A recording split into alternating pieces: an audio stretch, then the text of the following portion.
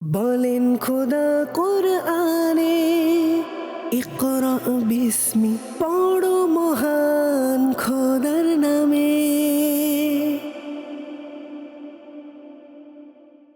আলহামদুলিল্লাহি রব্বিল আলামিন ওয়াসসালাতু ওয়াসসালামু আলা সাইয়্যিদিল মুরসালিন আম্মা বা'দ ফাআউযু বিল্লাহি মিনাশ শাইতানির রাজীম বিসমিল্লাহির রহমানির রহিম। আসসালাতু ওয়াসসালামু আলাইকা ইয়া রাসূলুল্লাহ ওয়া আলা আলিকা ওয়া আসহাবিকা ইয়া হাবিবাল্লাহ। আসসালাতু ওয়াসসালামু আলাইকা ইয়া নবিয়াল্লাহ ওয়া আলা আলিকা ওয়া আসহাবিকা ইয়া নূরাল্লাহ। প্রিয় প্রিয় ইসলামী ভাইয়েরা আর মাদানী চ্যানেলের দর্শক শ্রোতা, মাদানী চ্যানেলের মাহে রমজানের বিশেষ আয়োজন, আপনাদের প্রিয় অনুষ্ঠান কোরআনের ধ্বনিতে আপনাদের সবাইকে স্বাগতম জানাচ্ছি। প্রিয় দর্শক, আমরা নিয়মিত কোরআনুল কারীমের তেলাওয়াতকে সহিহ শুদ্ধ করার চেষ্টারত রয়েছে। প্রিয় দর্শক, রাতের আকাশে যখন হাজারো তারা ঝিলমিল করে, তখন এমন একটি নক্ষত্র আছে যা তার উজ্জ্বলতায় আমাদের আশ্চর্য করে তোলে। মহাকাশের এই বিশেষত্ব আর মানুষের সৃষ্টির রহস্য নিয়ে মহান আল্লাহ তাআলার অপূর্ব সূরা একটি নাজিল করেছেন এবং অমুসলিমদের সতর্কবার্তা আর মুমিনদের জন্য এক মহা সত্যের নিদর্শন হলো আজ আমাদের আলোচনার বিষয়টি। ওই বিষয়টি হচ্ছে কোরআনুল কারীমের একটি পরিচিত সূরা, সূরা তারিক। আমরা আজ সূরা তারিক নিয়ে আলোচনা শ্রবণ করব। প্রিয় দর্শক, সূরা তারিকের পরিচয় জানার আগে আমাদের অন্তরে প্রিয় নবী সাল্লাল্লাহু আলাইহি ওয়াসাল্লামের ভালোবাসা বৃদ্ধির জন্য, ইনার প্রতি দরুদ পাঠ করার আগ্রহ বাড়ানোর জন্য আসুন আমরা দরুদ শরীফ পাঠ করার ফজিলত সম্পর্কিত হাদিসে মোবারকা শ্রবণ করি। প্রিয় নবী সাল্লাল্লাহু আলাইহি ওয়াসাল্লাম এর একটি দরুদ শরীফ পাঠের ফজিলত সম্পর্কে আসছে। আম্মা জান হযরতে আয়েশা সিদ্দিকা রাদিয়াল্লাহু তাআলা আনহা থেকে বর্ণিত, তিনি বলেন, যায়্যিনু মাজালিসাকুম বিস-সালাতি আলান নবী সাল্লাল্লাহু আলাইহি ওয়াসাল্লাম। অর্থাৎ তোমরা তোমাদের মজলিসগুলোকে, তোমরা তোমাদের বৈঠকগুলোকে নবী করিম সাল্লাল্লাহু আলাইহি ওয়াসাল্লামের উপর দরুদ পাঠ করার মাধ্যমে সাজিয়ে নাও। আসুন আমরা যে কোনো বৈঠক, আমাদের ঘরোয়া হোক, পারিবারিক হোক, আমাদের সামাজিক হোক, আমাদের রাষ্ট্রীয় হোক বা যে কোনো মাহফিল, আমরা নবী করিম সাল্লাল্লাহু আলাইহি ওয়াসাল্লামের উপর দরুদ পাঠ করার মাধ্যমে সাজাবো, সজ্জিত করব। তা আমরা এটাও একটা অনুষ্ঠান, এটাও একটা বৈঠক, কোরআন শিকার। আসুন আমরা এই অনুষ্ঠানকেও নবী করিম সাল্লাল্লাহু আলাইহি ওয়াসাল্লামের উপর দরুদ পাঠ করার মাধ্যমে সাজিয়ে নিই। সাল্লু আলাল হাবিব সাল্লাল্লাহু তাআলা আলা মুহাম্মদ সাল্লাল্লাহু আলাইহি ওয়াসাল্লাম। প্রিয় দর্শক, আমরা আজকের আলোচনার যে বিষয় নিয়েছি সূরা তারিক এর সংক্ষিপ্ত পরিচয় জেনে নিই। প্রিয় দর্শক, সূরা তারিক এটা মক্কায় মুকাররমার মধ্যে নাজিল হয়েছে, তাই তাকে মক্কি সূরা বলা হয়। এই সূরার মধ্যে একটি রুকু রয়েছে এবং 17টি আয়াত রয়েছে। এই সূরার নাম কেন তারিক রাখা হয়েছে এটা একটু আমরা শ্রবণ করি। তারিক শব্দের অর্থ হলো এমন নক্ষত্র যা রাতে প্রবল উজ্জ্বলতা নিয়ে উদিত হয়। যেহেতু এই সূরার প্রথম আয়াতের মধ্যেই আল্লাহ তাআলা এই নক্ষত্রের শপথ করেছেন, তাই এই শপথের দিকে, এই নক্ষত্রের দিকে লক্ষ্য রেখে এই সূরার নাম রাখা হয়েছে সূরা তারিক। প্রিয় দর্শক, আমরা সূরা তারিক এর তেলাওয়াত শেখার আগে, মশক করার আগে এর ফজিলত একটু শ্রবণ করি। হযরতে জাবের ইবনে আব্দুল্লাহ রাদিয়াল্লাহু তাআলা আনহু বর্ণনা করেন, একবার হযরতে মুআজ রাদিয়াল্লাহু তাআলা আনহু মাগরিবের নামাজের মধ্যে সূরা বাকারা ও সূরা নিসার মতো দীর্ঘ সূরা তেলাওয়াত করেছিলেন। তখন আল্লাহ তাআলার প্রিয় নবী সাল্লাল্লাহু আলাইহি ওয়াসাল্লাম এটি জানতে পারলেন। তখন তিনি হযরতে মুআজ রাদিয়াল্লাহু তাআলা আনহুকে সাধারণ মানুষের কষ্টের কথা বিবেচনা করে পরিমিত তিলাওয়াতের নির্দেশ দিলেন। তখন নবী করিম সাল্লাল্লাহু আলাইহি সাল্লাম বললেন, হে মুআজ রাদিয়াল্লাহু তাআলা আন, তুমি কি লোকদেরকে ফিতনায় ফেলছো? তোমার জন্য কি নামাজে ওয়াস-সামাই ওয়াত-তারিক ওয়াশ-শামসি ওয়া-দুহাহা এই সূরাগুলোর মতো পড়া যথেষ্ট ছিল না? অর্থাৎ ওয়াস-সামাই ওয়াত-তারিক ওয়াশ-শামসি ওয়া-দুহাহা এই সূরাগুলো নামাজের জন্য অত্যন্ত চমৎকার ও ভারসাম্যপূর্ণ সূরা। আমরা এই ভারসাম্যপূর্ণ সূরা এবং চমৎকার সূরা যা নামাজের জন্য প্রয়োজন, এগুলো যদি আমরা নামাজের মধ্যে ভুল করে উচ্চারণ করি, তাজবিদ এর বিপরীত উচ্চারণ করি, আমাদের নামাজ না হওয়ার সম্ভাবনাও রয়েছে।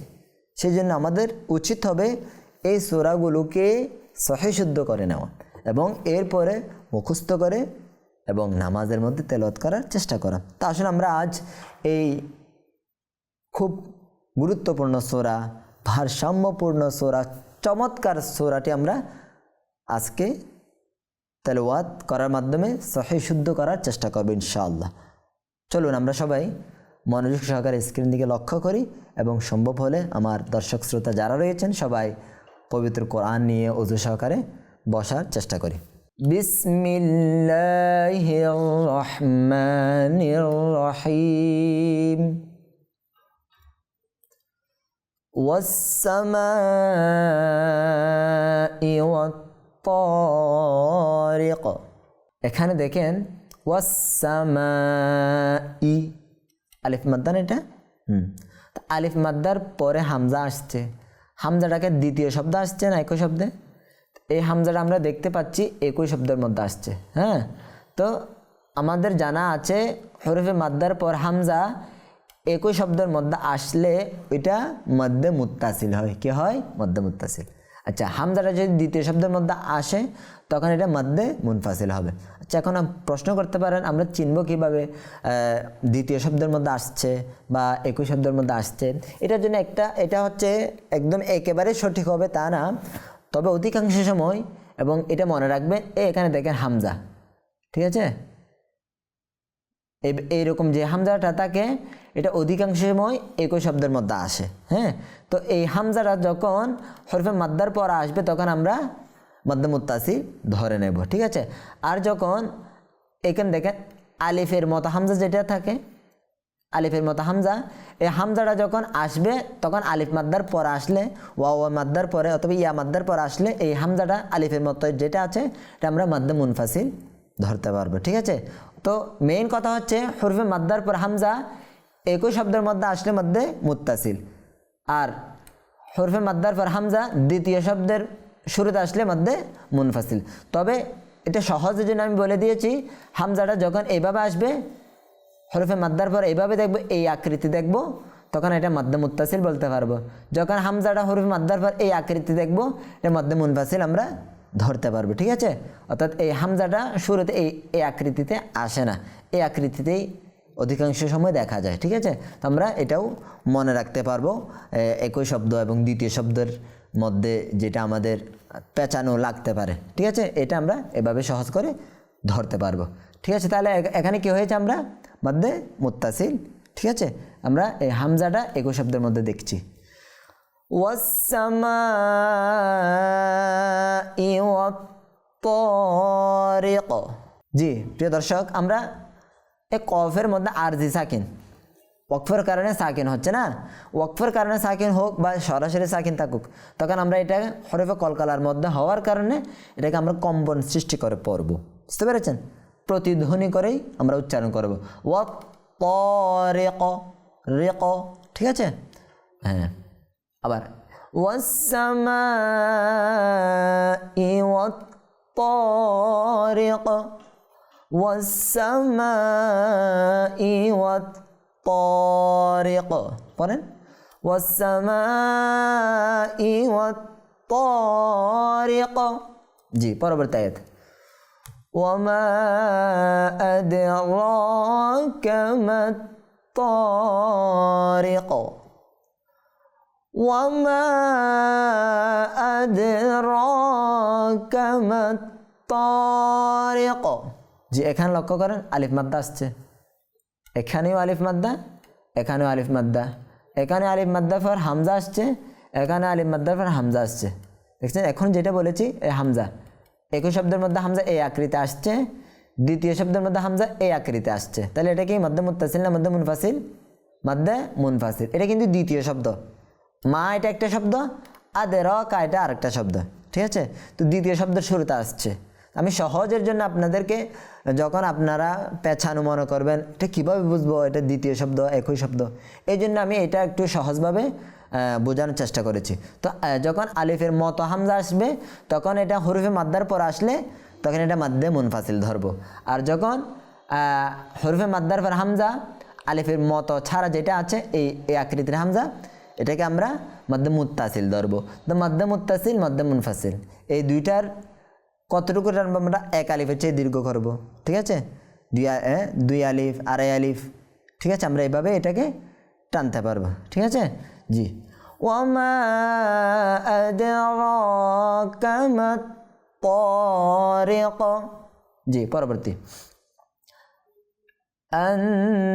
আন-নাজমুস সাকিব। এখানে আমরা এই আলিফেটের মধ্যে একটা জবর দিয়ে পড়বো, ঠিক আছে? আর যদি এই আয়াতটার সাথে পিছনের আয়াতের সাথে মিলিয়ে পড়ি তখন এই কফ সরাসরি নুনের সাথে যুক্ত হবে, আলিফটা বাদ পড়বে, ঠিক আছে? কিভাবে হবে? ওয়ামা আদরাকা মাত তারিকুন নাজমুস সাকিব। গুন্না হবে, ঠিক আছে? গুন্না কিসের গুন্না? নুনে মুসাদ্দাত মিমে মুসাদ্দাত সবসময় গুন্না করতে হয়, ঠিক আছে? আর যখন আমরা এখানে থেমে যাব তখন এখানে আমরা হামজাতে জবর দিয়ে পড়ব, আন-নাজমুস সাকিব, আন-নাজমুস সাকিব। কিবে কলকলা আবার আসছে। জি পরবর্তী আয়াত, ইন কুল্লু নাফসিন লাম্মা আলাইহা হাফিজ। ইন কুল্লু নাফসিন লাম্মা আলাইহা হাফিজ। জি লক্ষ্য করুন, নুন সাকিন না? আমরা জানি নুন সাকিন কয় পদ্ধতিতে পড়া যাবে, কয় রকমে পড়া যাবে বলেন? 4 রকমে। জি তো এখানে কোন রকমে পড়ব, কোন পদ্ধতিতে পড়ব, এটা কিভাবে আমরা সিদ্ধান্ত নেব? এটার জন্য আমি বলেছিলাম নুন সাকিন বা তানবিনের পরবর্তী বর্ণ কোনটা আসছে। তো আমরা যদি ইকফার বর্ণ পাই গুন্না করে পড়ব, ইজহারের বর্ণ পেলে গুন্না ছাড়া পড়ব, ইদগামের গুন্না পেলে আমরা দুইভাবে হতে পারে, গুন্না ছাড়া ইদগাম, গুন্না সহ ইদগাম অর্থাৎ মিলানো, ঠিক আছে? অর্থাৎ ইকলাব, ঠিক আছে? তো এখানে আমরা দেখছি কাফ আসছে, তার মানে এটা কিসের বর্ণ? ইজহারের না, কিসের? ইকলাবের? তাও তো না। ইদগামের না, কিসের? ইখফার গুন্না, ইখফার হরফ আসছে না? ইখফার হরফ কয়টা? 15টি।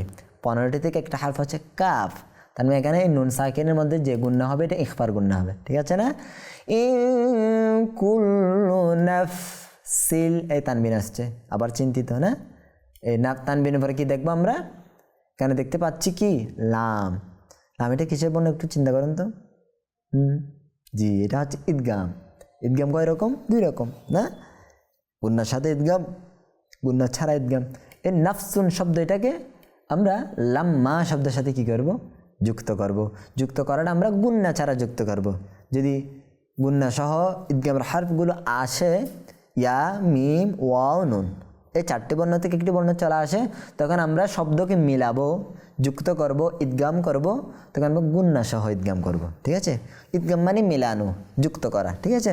তো অনেক সময় যুক্ত করার সময় মিলানোর সময় গুন্না হবে, অনেক সময় গুন্না হবে না, ঠিক আছে?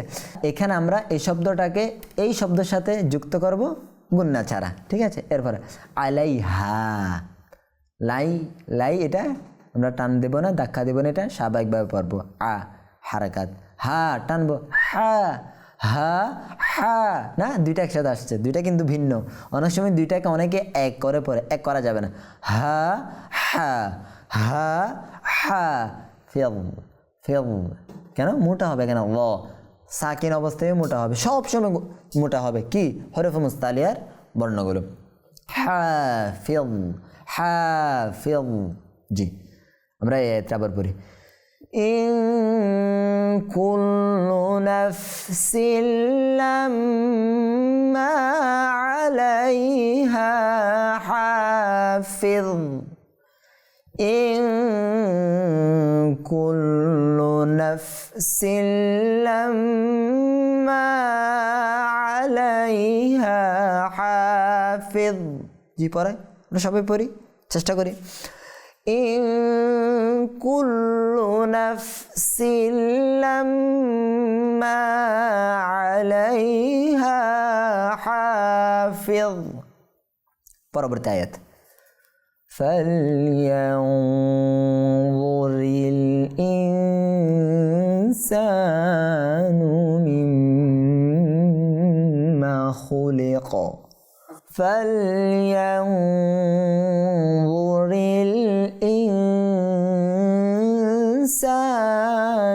مما خلق গুণাটা হ্যাঁ কিসের গুণা এটা মিমে মুশাদ্দার গুণা মিম্মা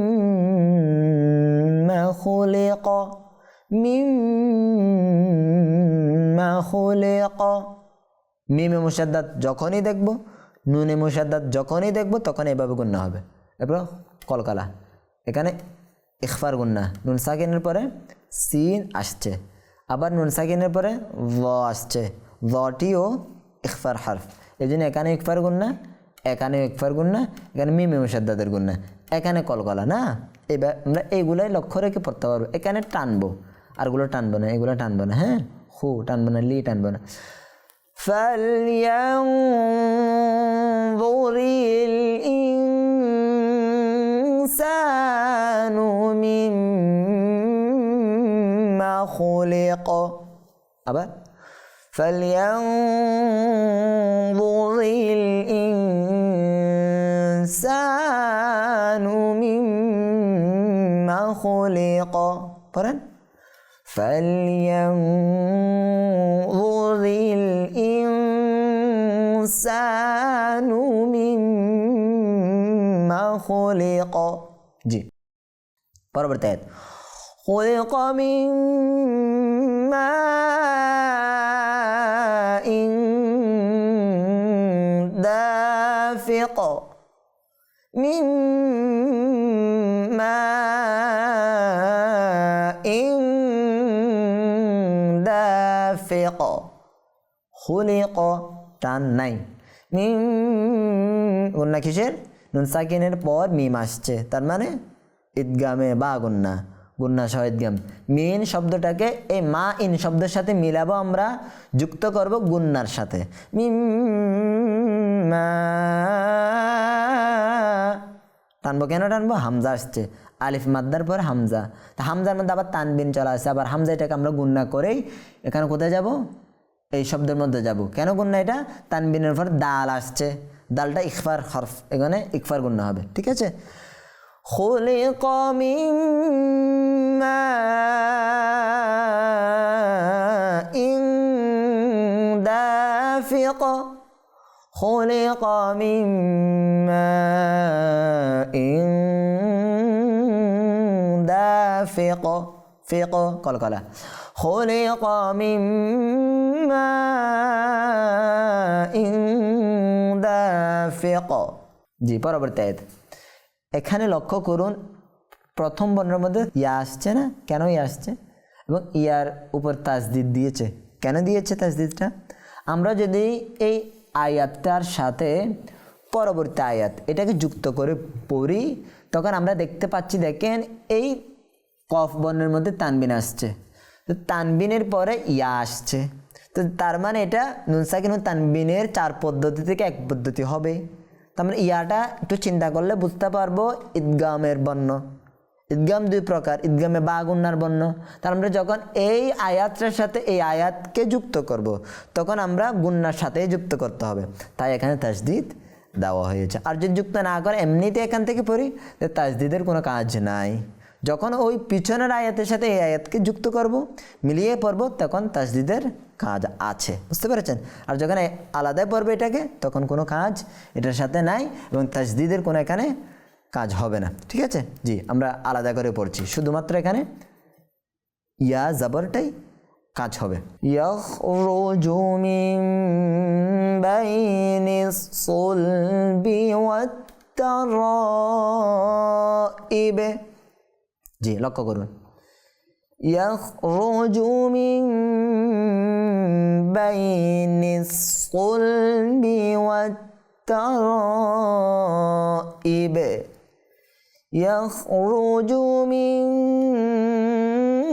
বাইনিস সুলবি ওয়াত তারাইব। ইয়াখ খ খ খ, হ্যাঁ, খ এটা কি হবে? পুর হবে, মোটা হবে। র মোটা হবে। ইয়াখরুজু জু মিন বাই, দেখেন নুন সাকিন না, নুন সাকিন পর কি আসছে? বা।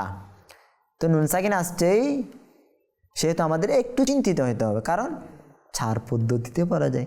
কোন পদ্ধতিতে পড়বে এটা আমরা পরবর্তী বর্ণ দেখে ঠিক করব। এখানে বা আসছে, তো বাটা কিসের বর্ণ? ইজহারের, ইখফার? তাও না, কিসের? ইকলাবের, না? ইকলাবের বর্ণ একটি। তাহলে ইকলাবের যখন নিয়ম আসবে, তখন নিয়ম হচ্ছে যখন নুন সাকিনের পর বা আসবে, তখন এই নুন সাকিন অথবা তানবিনের নুন সাকিনকে এখানে একটা ছোট মিম দেওয়া আছে, দেখছেন? এই মিমটার মাধ্যমে আমরা এই নুনে সাকিন এবং তানবিনের নুনটাকে পরিবর্তন করব। তো পরিবর্তন করব একটা কাজ, আর একটা কাজ আছে ওই বারটাকে মেলানোর জন্য। কি কাজ? এটা হচ্ছে ওই মিম যেটাকে পরিবর্তন করব, তানবিনের যে নুন থাকে ওই তানবিনের নুনটাকে আমরা মিম দ্বারা পরিবর্তন করব।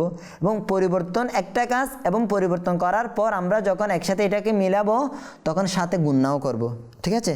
গুণনাও করব, পরিবর্তন করব। অর্থাৎ ইকলাবের নিয়ম যখন আসবে, তখন আমাদের দুইটা কাজ হবে। একটা নুন সাকিন অথবা তানবিন নুনকে মিম দ্বারা পরিবর্তন করা, আর একটা হচ্ছে ওখানে গুণনা করা, ঠিক আছে? এখন দেখেন, মিম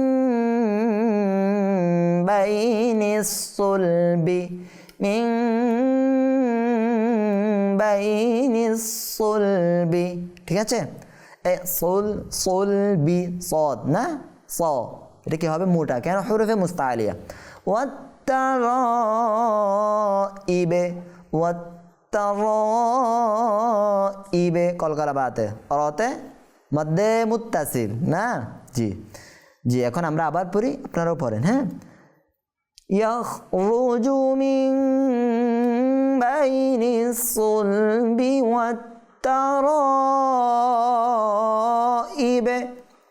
আবার ইয়াখরুজু মিন বাইনিস সুলবি ওয়াত তারাইব।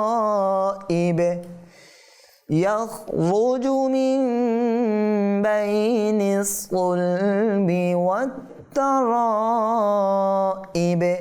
জি, আমরা এই আয়াতের সাথে এই আয়াত তাই মিলিয়ে পড়লে কীরকম হবে এটা একটু পড়ার আমরা আবার চেষ্টা করি। আমরা তো বলেছি এখানে মিলিয়ে পড়লে ঈদগামের কায়দা হবে না, ঈদগামের গুন্না হবে, ঈদগামে বা গুন্না। জি, দেখেন, খুলিকা মিন মাইন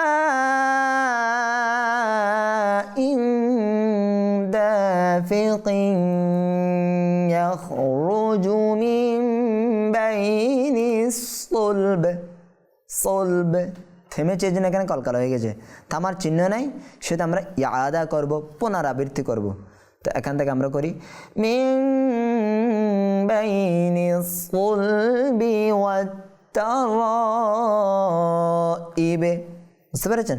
তো আমরা এই আয়াতের সাথে এই আয়াতকে মিলালে কীভাবে হবে? দাফিকিন ইয়াখরুজু, দাফিকিন ইয়াখরুজু। বুঝতে পেরেছেন? জি, আমরা পরবর্তী আয়াতের মধ্যে চলে যাই।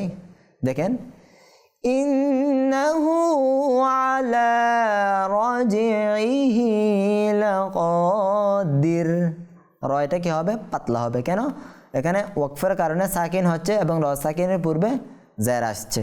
ওয়াকফা যদি না হইতো তাহলে এটা মোটা হইতো, এটা তো বুঝতে পেরেছেন না? এটা সাকিন হওয়ার কারণে এখানে পাতলা হচ্ছে, মূলত এটা পেশ হওয়ার কারণে মোটা। ইন্নাহু আলা রাজিহি লাকাদির, ইন্নাহু আলা রাজিহি লাকাদির, ইয়াউমা তুবলাস সারাইর, ইয়াউমা তুবলাস সারাইর। প্রথম র মোটা, দ্বিতীয় র পাতলা। র সাকিনের পূর্বে জের হওয়ার কারণে এখানে পাতলা হয়ে গিয়েছে, মূলত কিন্তু এটা মোটা। ঠিক আছে, ইয়াউমা তুবলাস সারাইর,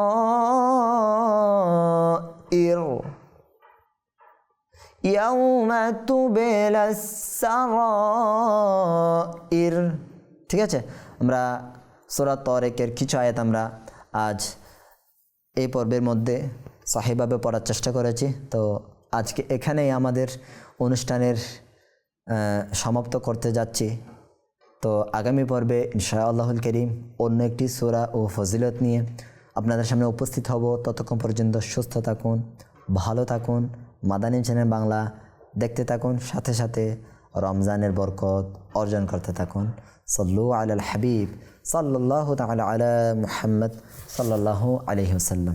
বলেন খোদা কোরআনে, ইকরা বিস্মি, পড়ো মহান খোদার নামে।